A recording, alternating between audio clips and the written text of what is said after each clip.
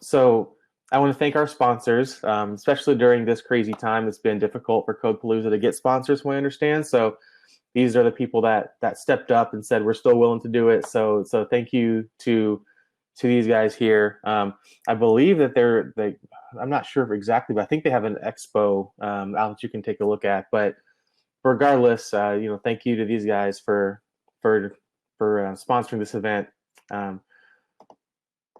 So let me get going here. Okay.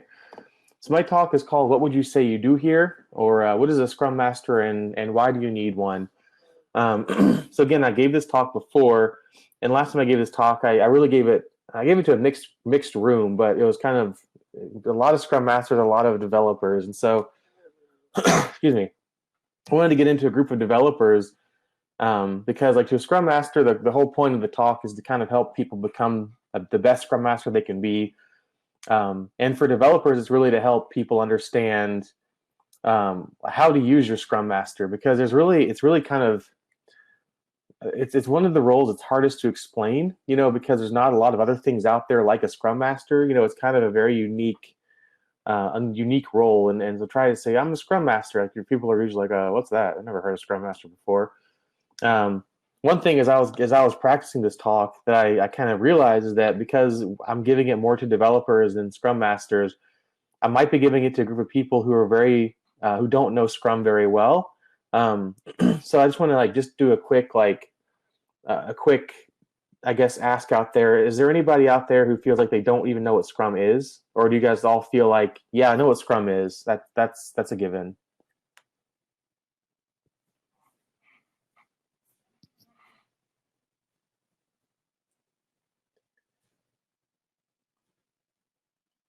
I'm going to take it as probably okay. Yeah, somewhat not a clear picture. Okay, that's good enough. So I can, Brad's been doing Scrum for 3 years now. So again, someone's been doing it 3 years. Someone's not clear. So I'll give just a brief overview, like the briefest overview I can, about like what Scrum is at a very high level. Is just, you take like 2 weeks, a month, just take whatever it is. We'll say 2 weeks. You take 2 weeks. You start off by planning. You do work, and at the end of that work, you review the work you did, and then you review how you did it, and then you kind of start the process over again. So again, it could be 2 weeks, could be a month, but it's a cyclical thing that, as long as the same cadence of time every time, you plan the work, you do it, you review it, and then you review how you did it. And there's a lot of other stuff to it, like when you do the work, it's got to be a complete increment. It's got to be something complete, and it's releasable if needed. So but generally, that's what Scrum is. And as Scrum Master, again, I'm going to go into a lot more detail about what a Scrum Master is, but a Scrum Master essentially makes sure that process is followed, and teaches people to do it. So yeah, that's just, if you're in that kind of somewhat but not clear, or you're like in that I have no clue what Scrum is, that's kind of, again, the highest level view, possible, really. So Scrum Master really just helps kind of uphold that. Okay, so how many people here have seen Office Space?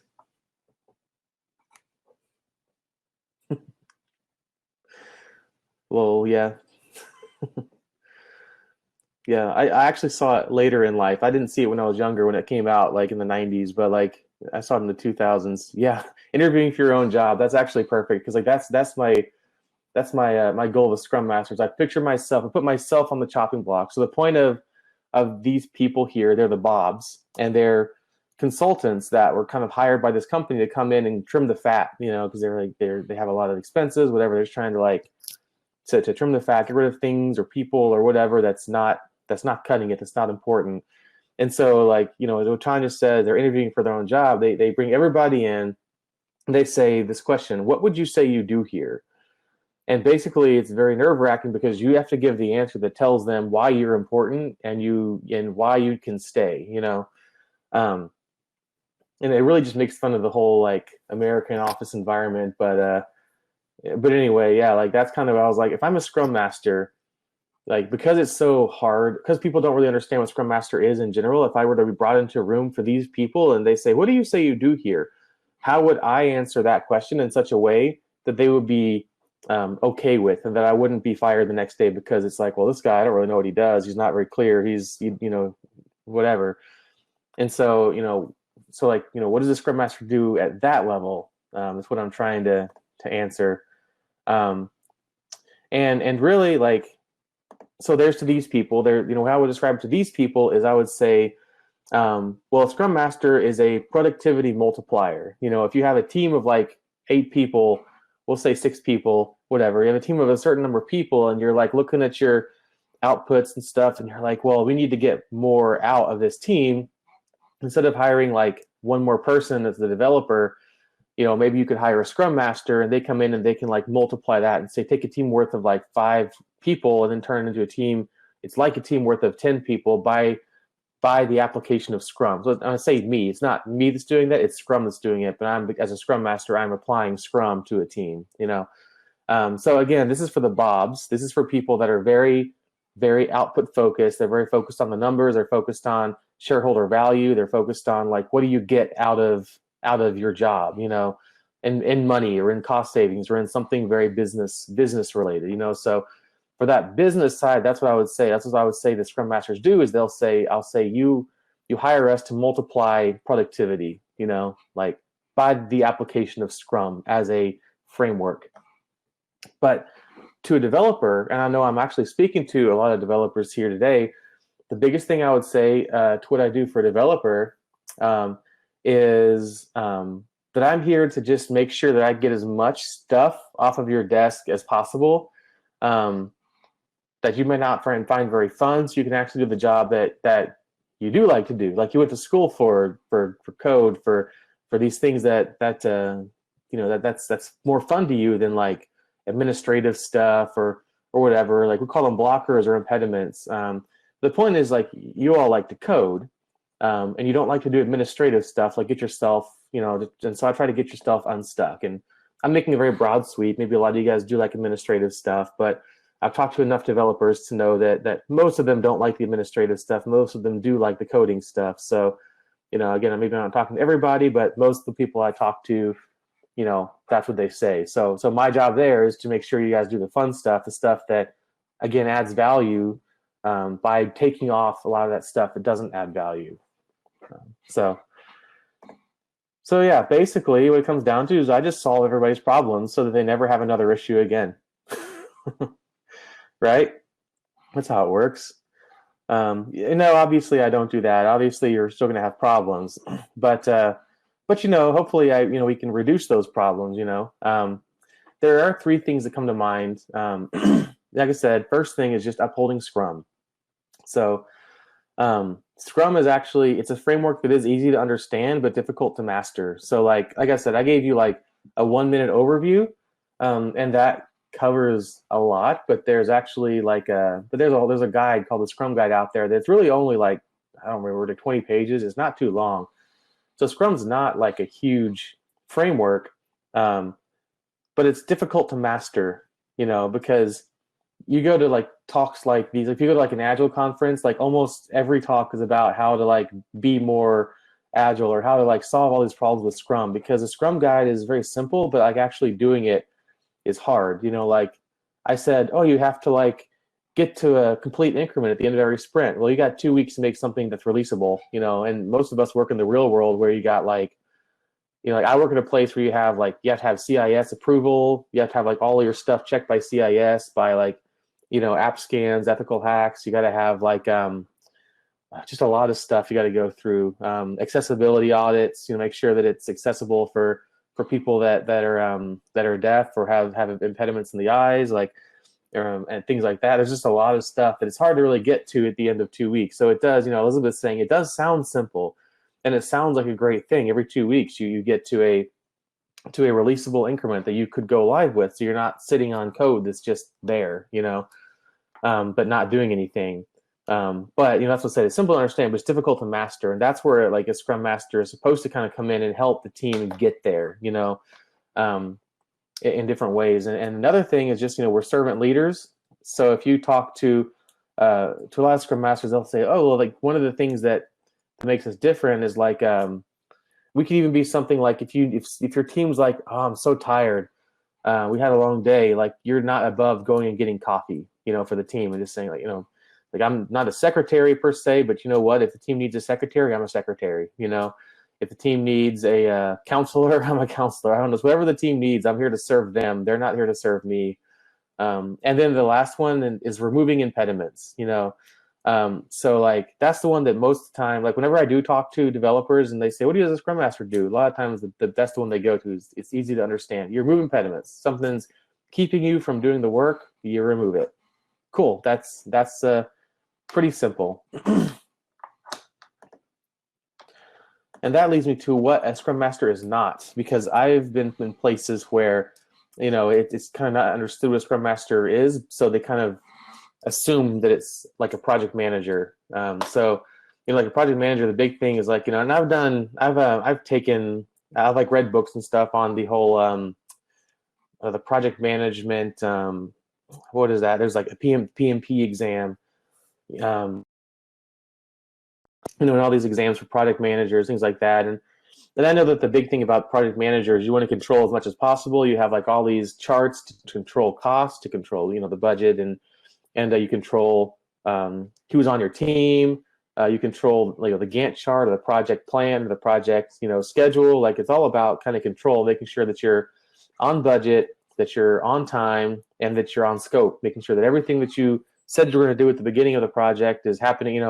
That's what a project manager does, and that's not what a Scrum Master does. A Scrum Master, a team is self-managing. That's one of the tenets of Scrum. Is the Scrum team manages themselves. If they need another team member, I mean, they don't always control the budget, but they're the ones who kind of raise the red flag and say, hey, we're having trouble, getting this done. Is there enough budget for another person on the team? And, but it's not a project manager coming in from the top down and going, yep, you need more productivity, I'm going to put another person on your team. That's just not the way Scrum works. And we're not, as I said, we're not above the team. So even in terms of, like, if you look at like a org chart or something, a lot of times I would say that a Scrum Master is placed above the team, but that's not the way it's supposed to be. If you look at the Scrum guide, the way Scrum's supposed to work, it's like you're a team member, just like a developer, just like whatever. You're not a manager. You're not above the team. Like I said, you're not the manager of the team, and you're not making decisions on behalf of the team. So a Scrum team is self-organizing, and the point is like we're not the smart ones. Like, you guys, the developers are the smart ones. That's the point. Is like, we're here to serve you, not you serve us. You kind of take that whole paradigm and flip it on its head. Empower the lower parts of the team, or the organization, because they're the ones doing the work. Okay, so this leads me to, how do you know if you have a good Scrum Master? Yeah, Angela, I always say that I've mastered the art of getting people to make decisions. Yeah, that's perfect, actually, because you're not the one making decisions, are you? You're just helping people make decisions. That's a good way of putting it. So one thing is, like, how do you guys know that what I'm telling you right now is actually good quality stuff? It's because I didn't write it. This book right here, Scrum Mastery, is a book that I read when I was preparing for my Scrum Master exam. I guess about a year or 2 years ago now. I kind of read it, but like, a lot of this stuff that I'm going to talk about, and the rest of this session, is about what it takes to be a good Scrum Master and a great Scrum Master, really. And I didn't write all that. That all came from this book. And so this guy, Jeff Watts, he has, like, I have lots of experience in Scrum, but he has lots of experience in Scrum. Yeah, Angela, I've seen that too. A lot of people are new to Scrum, and they're used to being told what to do. I mean, I've been in several places where, like, decisions are made for the developers. Even technical decisions are made by, like, business people, and that's, I don't even know how you do that, but it happens. And yeah, the Rubik's Cube visual, I do like that too. I like a book with a good cover, even though you don't judge a book by its cover. I know I typically do. So yeah, getting into kind of the contents of that book, is a good Scrum Master is retrained. So that's an acronym. They're respected, they're enabling, they're tactful, they're resourceful, they're alternative, they're inspiring, they're nurturing, they're empathetic, and they're disruptive. And I'm going to go through his slides like here, going one by one for the rest of the session. Going through each of these, so don't try to. I mean, you don't have to memorize any of this stuff really, but as long as you kind of grasp, some things you can take with you, it's good. But I'm going to go through a slide that goes through what it means to be respected, to be enabling. So don't get too hung up on the content of this slide per se. So in Scrum, or in Agile in general, there's this thing where it's like, the Agile Manifesto. If you haven't read that, it's one page. It's super simple, but it has this thing. It's like, we value this, but we value this more. It's like, we value comprehensive documentation. That's good, but we actually value more than that working software. That's kind of the way it's set up to say, there's good things over here on this side. Working around like comprehensive documentation is good. Processes and tools are good. Things like that. But it's actually better if you move past that. Just say, we value people and value people over processes. We value working software over the documentation for the software, things like that. And so this book kind of goes in and takes that concept and kind of continues to flesh it out and saying, if you're a good Scrum Master, it's this. But you know what? If you're a great Scrum Master, you kind of take it one step further and do this over here. So like a good Scrum Master will be indispensable to the team, but a great Scrum Master will become both dispensable and wanted. And this is kind of an off the walls. I don't know if a lot of people have seen the movie Nanny McPhee. It's not as popular as Office Space, so maybe not a lot of y'all have seen Nanny McPhee. No, yeah. It's a kids movie, so if you didn't have kids at that time, I didn't have kids at the time, but I had cousins, so we watched it with them. But it's kind of like a Mary Poppins-esque thing where you have this nanny that's kind of like this whimsical, magical, nanny that the kids don't want at first because they're unruly and they need order, but then at the end they come to value. And there's a line in there, kind of like that goes in line with what I was saying just now, where they say like, where the kids are like, or Nanny McPhee's saying like, when you need me but don't want me, I have to leave. But if you don't want me but need me, then I must stay. And the kids are like, well, we're never going to want you. And she's like, well, then I'll never leave, And that's kind of the way that I think about about being indispensable but wanted, is that if you want to be the level where the team can do this stuff, like you taught them Scrum, you taught them even to manage their own impediments, things like that, and they're doing really well. They don't actually need you anymore, but they're like, you know what? I really like the fact that you're here, kind of helping us through a lot of this stuff. Then that's where you want to be, instead of just, here's a Scrum Master, we're putting on the team, you guys just deal with it. A lot of teams start that way, but then eventually they realize, okay, this guy has some value, let's keep him. And a good Scrum Master helps a Scrum team survive in an organization's culture. Sorry, but a great Scrum Master helps change the culture so Scrum teams can thrive. So I mentioned before, Scrum is super difficult in a lot of organizations, and it seems kind of like a square peg and round hole.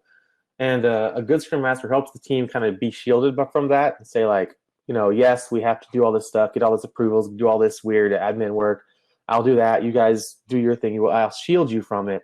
But a great Scrum Master helps go beyond that and like go to the organization, one step out there and say, hey, why do we need to do these things? Why do we need all these things that are in the way of making Agile work and making Scrum work, and help chase those down? A good Scrum Master holds the team accountable, or holds the team members to account if needed. But a great Scrum Master holds the team to account for not holding their teammates to account. So a good Scrum Master will say, hey guys, you need to, I'm trying to think of just an example. Like we said in retro last week, don't take on work that's not ready, in planning. And here you are, this work, I see it's not working, or see it's not done, or it's not ready to be put in the sprint. Why are you guys taking it? But a good Scrum or great Scrum Master helps the team get to that level where they're holding each other to accountable. So eventually, hopefully, you're not the one saying, hey guys, that thing's not ready. You said you wanted to wait till it's ready, but somebody else is saying that because you've helped guide them into being a team that's so open and so honest and so courageous that they can just share like that. So just I just want to take a break and just see if anybody has any questions or comments or anything else. Again, you can put them in the chat. I don't know if you can talk here or not, but you can at least put them in the chat.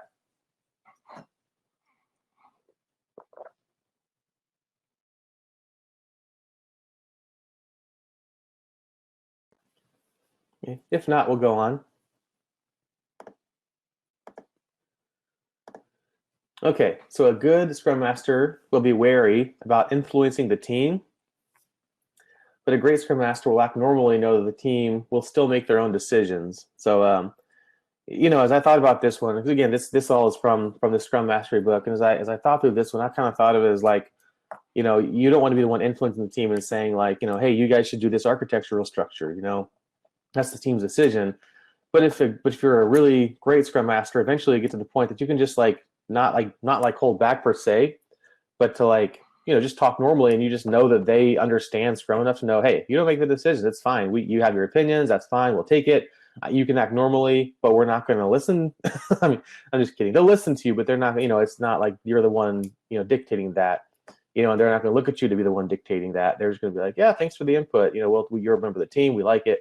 And, but we'll do this instead. So, you know, but again, it's all self-managed. So you're not the one, you know, making these decisions, managing the team. Just, you know, so you're wary about influencing them, but you know, want to make their own decisions. A good Scrum Master ensures the team has access to a product owner, but a great Scrum Master ensures the team has access to the product owner. So how many people here, if you're on a Scrum team or any other team, like you have product owners or something like a product owner, but they're just a proxy, you know, they just kind of talk to the business and they get back to you, but it's not like they're not empowered.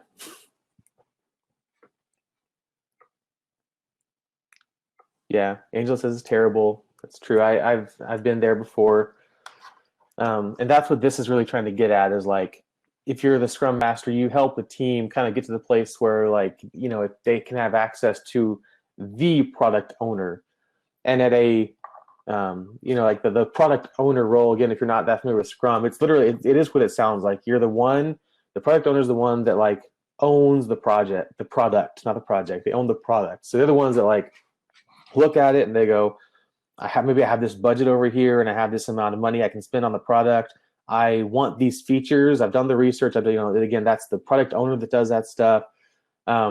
But what we find in a lot of organizations is that product owners, especially big organizations, is like you have to like ladder up.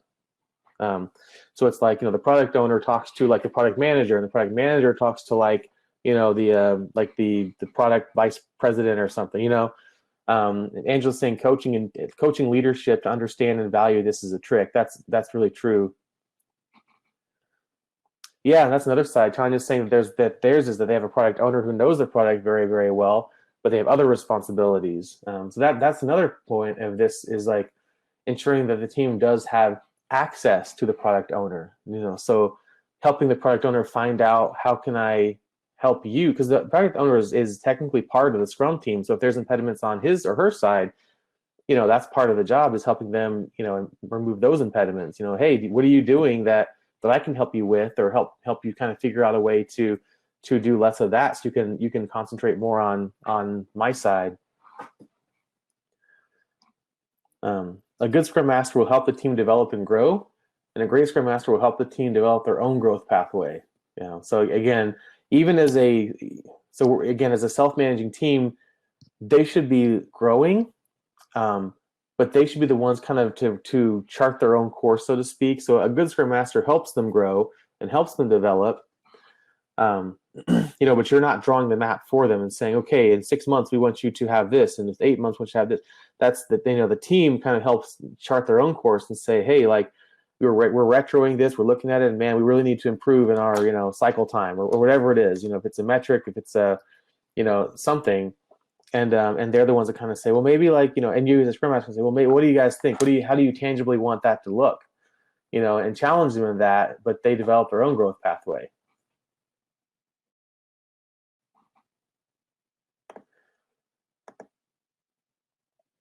Okay, so a good Scrum Master will remove disruptive influences from the daily Scrum, so it's used for the team's benefit, but a great Scrum Master will create an environment where others, particularly the product owner, can attend and not affect the behavior of the team. So yeah, the kind of the good Scrum Master piece of that is that, like if a Scrum team is kind of forming and they're not very in this place of being courageous and being open and honest yet, and they're just kind of like, well, like, and I've seen this before, like, we don't really want to tell the business this because if they do, they'll be upset, and you want to kind of, yes, at some level you want to shield them, make sure that they're safe and they feel that they can say these things in the daily Scrum. But eventually you want to help them get through that and past that and say, we want to create an environment overall within the Scrum team, within the organization, that values openly and honesty. And it's like, hey, if you have an impediment that's a problem or you just have something you want to talk about, you should feel free to mention that to business people like the product owner or whoever could, attend, and not feel weird about it, So a good Scrum Master will help a team change their sprint length to find their optimum. And the great Scrum Master will have faith in self-organization and knows the value of rhythm. So when I was reading this one, again, because this is not my content, it's somebody else's, but whenever I read this one, I kind of was trying to figure out what he was trying to say here. But what I eventually got to, as I kind of read through it, was that if you're a Scrum Master, you uphold Scrum, so you know that there's a sprint. It could be, again, I said 2 weeks, a month, whatever that looks like. And you want to help them find their optimum. So it's like, hey, we can't, release a increment in 2 weeks. Like, well, maybe a month works, or something like that. But really, I think when it gets down to it, what this guy's saying, Jeff Watts is saying, is that by having faith in self-organization, knowing the value of rhythm, it's like you're helping the team kind of understand why they're doing it.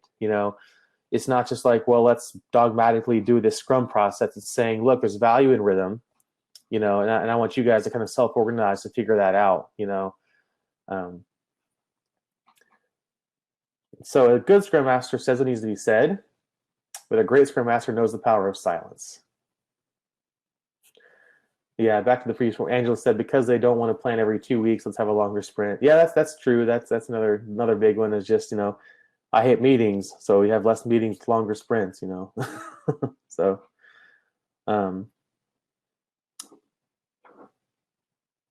yeah, exactly. Then the planning is longer, the longer your sprint is, and yeah, it's true.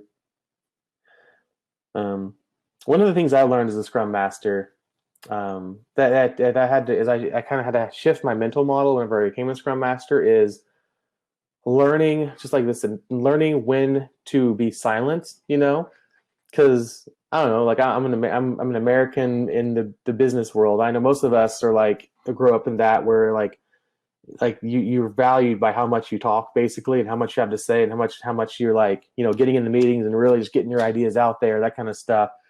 And so it's one of the mental models I had to shift to say, like, hey, maybe I don't need to talk as much in meetings. Maybe I don't need to, like, to say these things that need to be said, because I just need to make sure that that's, just saying, hey, I trust my team, and that I do. Like, one of the reasons that my team, because I mean, like, I recently was reassigned to a different team, but previously my team was a really great team. It was one of the better teams. I'd actually told them, and I was serious. I was like, well, I feel like we could take this team and put it like anywhere in the world and we'd thrive, and I feel like what really made that happen was just trusting them, and not being this like micromanager or manager or something that just like dictated stuff, but saying, like, there's things I have to say or things that I have opinions about, but I want to know the power of silence and say, I also trust you guys, and it might not be the same thing that I would do, but I trust you guys have the right knowledge to do it. And again, as a Scrum Master, you're kind of the guide rails. If it's going too far to the right, you kind of help them bounce back.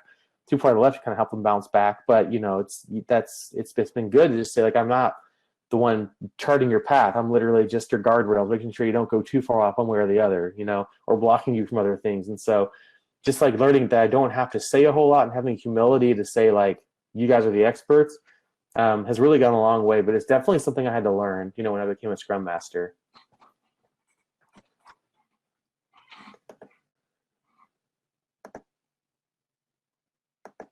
Okay. So a good Scrum Master will create an environment where raising impediments can occur, but a great Scrum Master will create an environment where creativity can occur. And that kind of goes back to what I was saying before about where I was saying I don't really quite understand fully. Like, I had to kind of go back and reread what a lot of the stuff meant. Because a good Scrum Master, yeah, like raising impediments is a very important thing. We make sure they can do that, but a great Scrum Master, like, just make sure that we really value creativity. That's one of the tenets of Scrum. One of the values in Scrum is courage, and so not being the one where it's like, well, you can just don't do this because it might make them mad. There's obviously like guide rails with that. You can't do anything you want, but just having the courage to say, hey, we should try this. It might not work, but you have to try it and be creative. It's important too. A good Scrum Master will ensure team members share their statuses efficiently with one another in the daily Scrum, but a great Scrum Master will ensure the daily Scrum is an energizing event that the team looks forward to.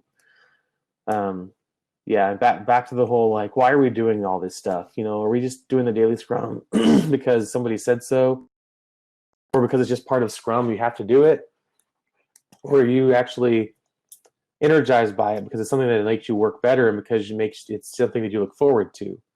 That's one thing, again, I had to learn that when I became a Scrum Master, because it became like this kind of rigid, like every day you just come in and you do this and you do this. But eventually people were like, I need this thing, like, first of all, working remote, so people like need to talk to people. That's been a big thing. Is like, I just like having a meeting a day where I can at least talk to people. And so our meeting has at this point gone over 15 minutes because it's supposed to be a 15-minute stand-up meeting kind of thing. Ours has definitely gone over that in the recent pandemic because people they don't really see as many people nowadays, and they like the social interaction. I don't know. We can argue whether or not that's okay because Scrum teaches it must be 15 minutes or less. I don't know. My team, I wanted to just be a little bit graceful with that. But yeah, they're energized by it right now, and it's something they look forward to. So a good Scrum Master will help the team identify improvements, and a great Scrum Master inspires them to be adaptive. So again, the whole like, why do we do this thing? You're not just doing improvements and then marking them off. It's like teaching them the value of adaptivity and changing and adjusting when things don't go the way that you thought they were going to go. The art of pivoting, yeah. Hold a balanced. So a good Scrum Master will hold a balanced retrospective, but a great Scrum Master will hold a focused retrospective. So again, this is when I had to go back and look up, like, what does Jeff, the guy who wrote this book, mean? I think the point is, like, and I actually learned this one recently too, is because it kind of came up in my own Scrum team, is like a balanced retrospective is like, again, you do everything you need to do, you raise all the concerns, you put them in a log, that kind of stuff. But I actually got out of retro this past week, actually, that the team was like, that was actually the best retrospective we've had in a long time, because of how focused we were. Everybody actually cared. They were like, yeah, like we actually, like, I feel like we raised concerns. Everybody talked. Everyone was super focused on what they wanted to do better, and we have like some specific actions to get out of it that we feel like we can move forward in a good way. What do we do differently? Yeah, so one of the things we really did differently, and we're a pretty new team. We've only been into it like 4 sprints now or so. So there's a little bit of learning, Everyone's kind of still like, like not really talking in meetings, And so it kind of forced them to talk a little bit more. So if I saw there was like silence, then I'm like, all right, so Eric, what do you think? And he hasn't talked much, and then suddenly he started talking. Once you break that barrier, like, he had a really good thing to say, he just wasn't saying it, Once you break that, suddenly he's talking a lot more. He just needed to get get it out there, and so getting everybody talking was really good. And I always start with like a warm up, or like a what was it called, not a warm up, but like an icebreaker, like something somewhat fun. And this week, actually, my PO Carlos, we used Microsoft Teams, and he realized there was a feature where you can like kind of put all of yourself into one picture, with seats and stuff. So it was kind of a fun little thing we did. He's like, hey, let's try this. And so we all like got into like this frame and took a team picture, even though we're all different, all over the place. So we're really just kind of getting that camaraderie going first, and getting some of that trust kind of reestablished, and getting that. That's what we did, and that that really worked well, So, and just getting people excited about the work we're doing. If people, people really like what we're doing. They really like coding, they want to do better. And so kind of helping them kind of, care, has been really good.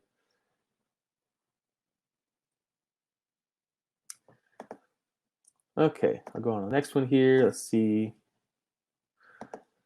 So a good Scrum Master will encourage the team to share skills, and a great Scrum Master will encourage the team to share responsibilities. So this is a good one, actually. Oh, Tanya, do you have any practical tips in acting as a guardrail for the team mid-sprint? So some of it is like, one of the things, like, how do I put this? So in trying to know the power of silence, like I was actually in a training one time, with a guy who, is super knowledgeable in Scrum, has been a Scrum Master for years, and there's times he says, like, that the team will do something or say something, and like he knows that it's not going to be like a major thing, but it's probably not going to work. Like I think they said they were going to, like, I forgot exactly what it was. Like say they have an idea and they're like, I want to do this, and he's like thinking in his mind, well, that's not really going to work. But he's like, but I want them to understand why it's not going to work. So he just lets it happen, and then like a week later they're like, yeah, that didn't really work out. He was like, all right, well, what'd you learn? And kind of capture that learning and kind of move on. And so because again, he's not dictating anything. As long as you're not, there's a place in the time where you have to like take the wheel and just jerk it back onto the road, because you're in a crash. But as long as it's not like that, he's kind of like, I'm just going to be respectful of what they want to do and kind of help them along the way. But as far as like how to act as guardrails, a lot of times, I've been with that team long, and well, it's a new team, but I know a lot of members of the team. Like I feel like I've got enough trust with them that I could just kind of say like, hey, again, I'm not telling you what to do. However, don't forget that in retro, we said this. But they're still like, no, we want to do it. Like, all right, well, what, we'll retro it again next week. So I don't know if I answered your question or not. But, for me, it's just like, I feel like I know the team enough. I can just kind of say it. Yeah, that's good. So actually share the burn down, share with them daily, and help see if they can discuss if the sprint's at risk or not, and what's the plan to either recover or pivot. That's actually really good. And there are other metrics you could use, like whatever metrics you guys have. Like we used, I think we at ours we also have a cycle time metric that people above us keep for us. So which isn't good that's where it comes from, is above down, but that's where we are. So yeah, we use that metric and things like that. So yeah, sharing metrics is good, and saying, hey, what can we do about it? I like that because it's actually, again, you're not a Scrum Master saying we need to pull this out, we need to do this. You're just saying, what do you guys think? Here's the data. What do you guys think? Midway asking, do we feel like we're on target? Yeah, that's a good one too. I know a lot of people do a mid-sprint review. Actually, a meeting in the middle of the sprint, just kind of say, hey, how we doing? That works too.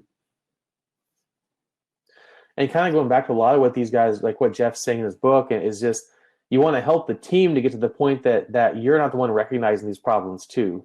Like you're recognizing it, you're saying, hey, I'm looking at the burn down, it's not looking good, like that's fine. But the better thing to do is, hey, team, like help them to kind of recognize those problems, help them to look at the burn down and find that. Actually, I think that maybe we haven't got to it yet, but there is a point on here that says that one of the things that a great Scrum Master does is help the teams find a way to manage themselves visually. So kind of what I'm saying here is like, they're the ones pointing out these issues, not you. That's a, you want to get there kind of thing.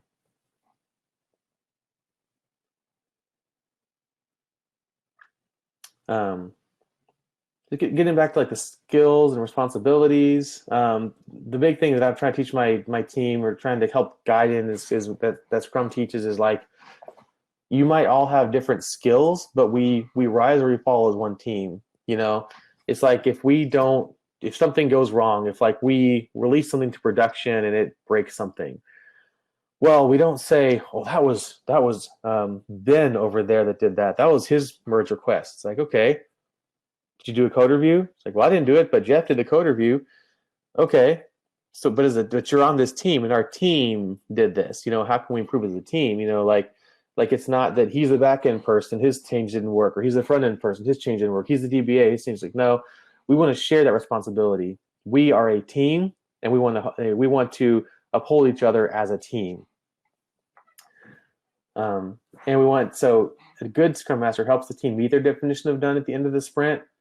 And a great Scrum Master helps the team extend their definition of done. And so again, if you don't like know Scrum as well, the definition of done is just, at the end of the sprint, these are the things that we say we're done if this happens, this happens, this happens, and this happens, And so a good Scrum Master says, all right, we've done it. We've helped you guys meet the definition of done, for every, at the end of the sprint. But a great Scrum Master says, great, now that we've done that, how can we retro that and improve so we're actually doing better things, in the future? So a good Scrum Master facilitates the sprint review to look back and review the product built in the previous sprint. But a great Scrum Master facilitates the sprint review to look forward and shape the product in future sprints. And that's a really key thing. Actually, I'll even go ahead and say that if all you're doing is looking back, you're not doing what the sprint review is supposed to do. Sprint review is supposed to, the point of it is to look forward and shape the product, And again, if you're not familiar with Scrum, a sprint review is that meeting. I said, you do just plan the work, you do the work over a couple of weeks or whatever it is. Then you review the work you did, and then you review how you did it. That's the review your work you did piece. You say, here's the work we did in the past few weeks, and you demonstrate it to people, to stakeholders, to shareholders, whoever's interested. And the point is actually not to just say, yay, look at us, look how awesome we are.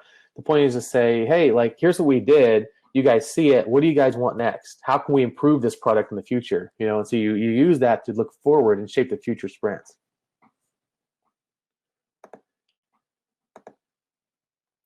Okay, a good Scrum Master will help ensure the high-value product backlog items are selected in sprint planning, but a great Scrum Master helps craft engaging, and synergistic sprint goals. How many people actually use sprint goals? I know my team struggles with it. We use them, but we struggle with it.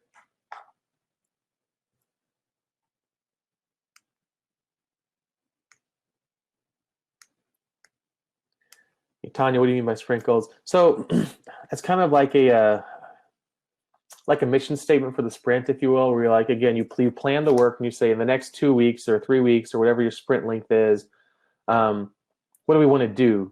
And you have the product backlog items where you say you want to do this ticket, this ticket, this ticket, this ticket, this ticket, this ticket, But then you also kind of you don't want to just have a bunch of mismatched stuff. Sprint goals kind of meant to glue it all together and say, well, okay, we got the tickets, and that's great. And it's good that we have a backlog of things to do, but what do we really want to do? What do we want to accomplish? What do we want the shareholders or stakeholders or whoever, the product owner, to have at the end of the sprint? And that's kind of the point of sprint goals, to have this focus area where you're this is our true north. This is what we want to go towards. You might have one that says we want to include Twitter integration. We would include Facebook integration. We would include Google Plus integration. We want to, I'm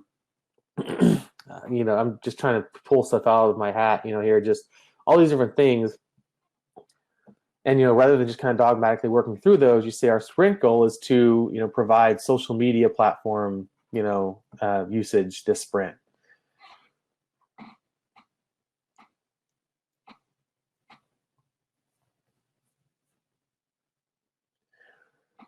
Yeah, so Tanya asked the question, how do you keep vision for the 1 to 2 big projects when the backlog has code debt tickets and other items outside the scope of that project? Yeah, I mean, big thing about Agile is, or with about tech debt in general is, one, you just don't make any. But of course, we all know that's not going to happen. Tech debt happens. It occurs. Somebody wrote something, even if it's someone wrote something a year ago and they go back through, they're like, oh man, I did that when I was younger. Now I want to do it better, because it's really, I see that it's the performance isn't good.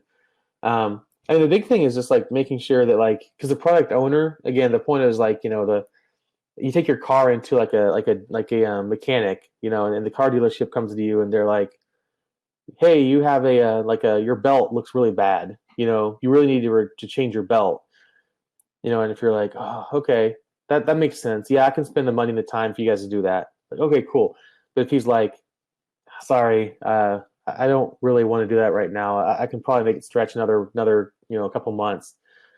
You as the mechanical could say that was really foolish. That's stupid. Why would you do that? That thing could break in the middle of the. But the ultimately you're like, it's his car. you know, I think that's kind of the point of having a product owner is to say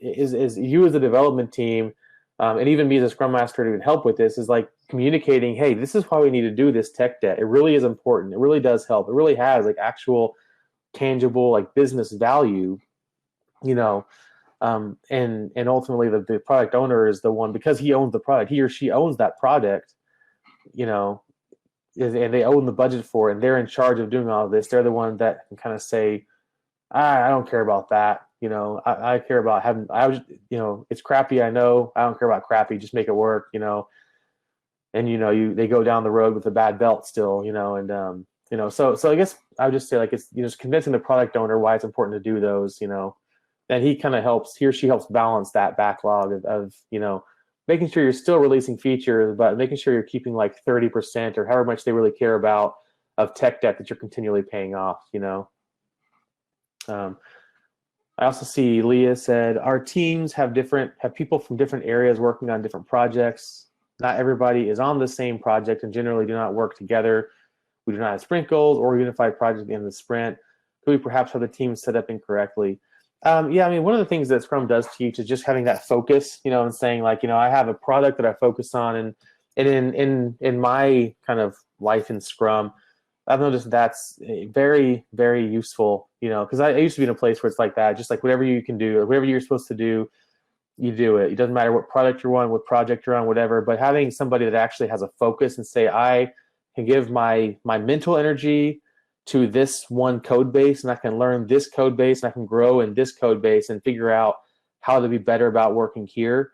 I've seen the teams do more work overall, or like have more output if they do have a focus in one central product, and that is what Scrum teaches as well, is just to focus yourself on one product, and the product owner is literally like the person who's on your team, but he owns that product that you're working on, Does that answer y'all's question, Tanya and Leah?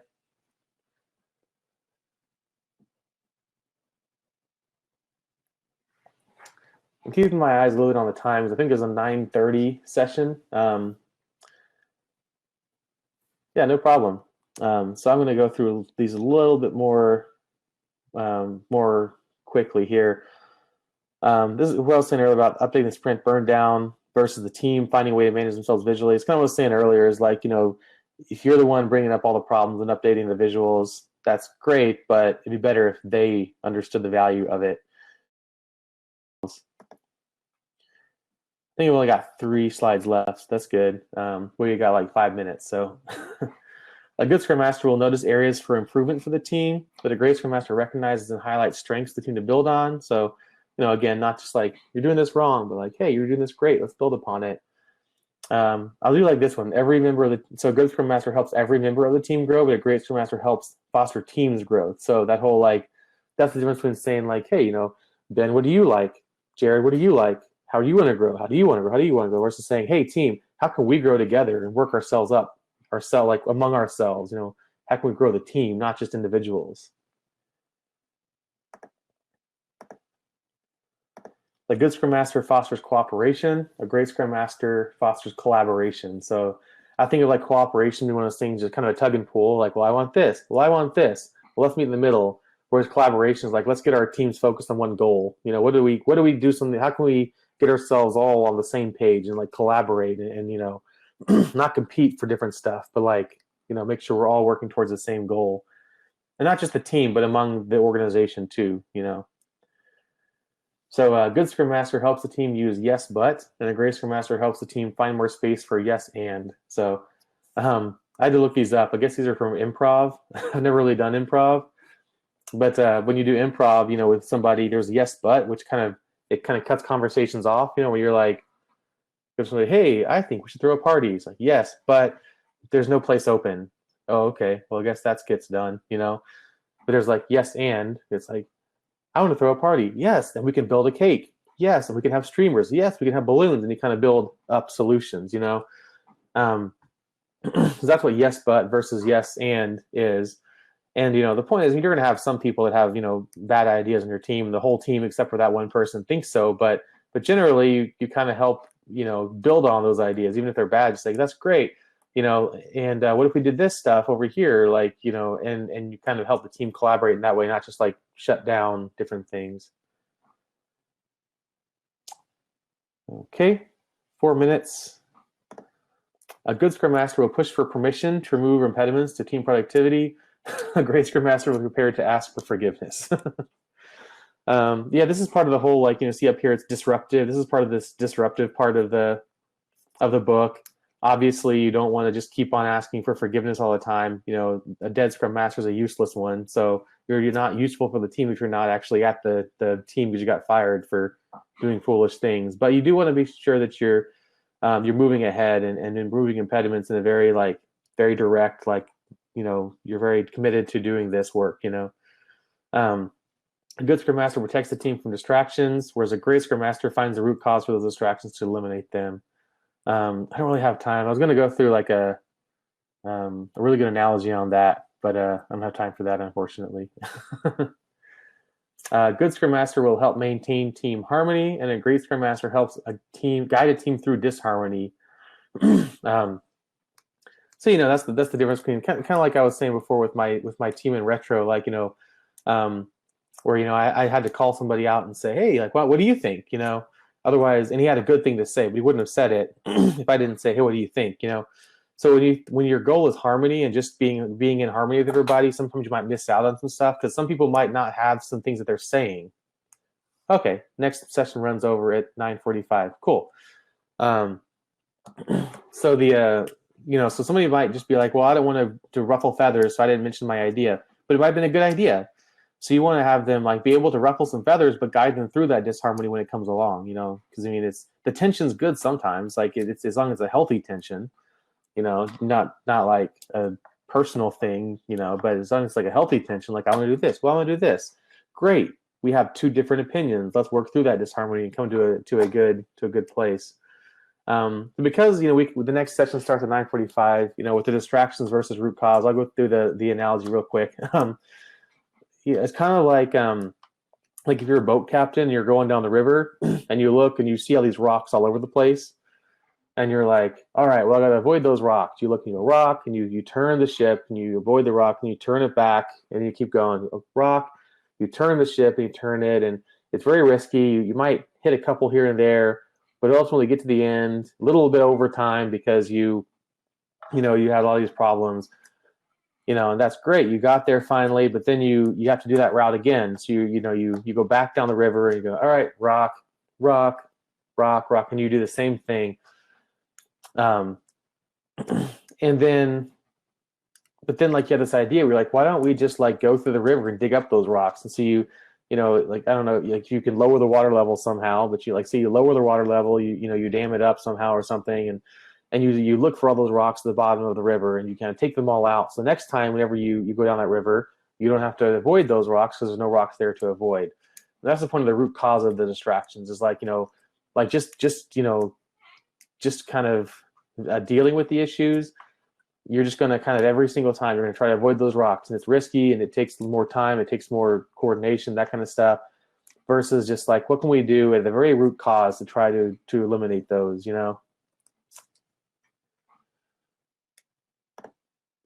Cool. So that leads me to the final one. Oh, wait. Was that the final one? Or did I go backwards? Oh, yeah. Actually, that was the final one. So we were just at the end here. So, yeah, I just wanted to open up. I know I've asked for questions kind of throughout, but, I wanted to go ahead and make sure that I give you all a little bit of time to ask questions now. So what do you guys have? Any questions, comments, or anything you want to bring up? And we're at the end of our time, so if you guys want to leave, it's fine. Again, you have 15 minutes for the next session. That's great. But if you want to stick around and talk about questions or things, then that's good too. Cool. Well, all right. Thank you guys for being here. I really enjoy doing these sessions. So So thank you all for being here and listening, and hope you all have a good rest of the session, or rest of the event. Bye.